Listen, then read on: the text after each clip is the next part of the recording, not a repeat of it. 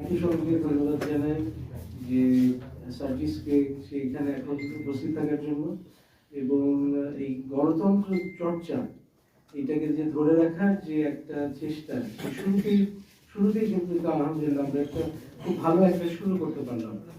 আমরা প্রথম দিন যেদিন এখানে এসেছিলাম একসঙ্গে আমরা দুজনেই বলেছিলাম যে আমরা আমাদের এই জেলার জন্য একসঙ্গে কাজ করতে চাই, দেশের জন্য একসঙ্গে কাজ করতে চাই।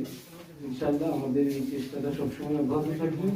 দল মত নির্বিশেষে সকলের সঙ্গে আমাদের মত পার্থক্য থাকতে পারে, এই মত পার্থক্যর ব্যাপারেও আমরা একমত হবো যে ঠিক আছে আমাদের মত পার্থক্য আছে, বিমতের ব্যাপারেও একমত হওয়া যেটাকে বলে।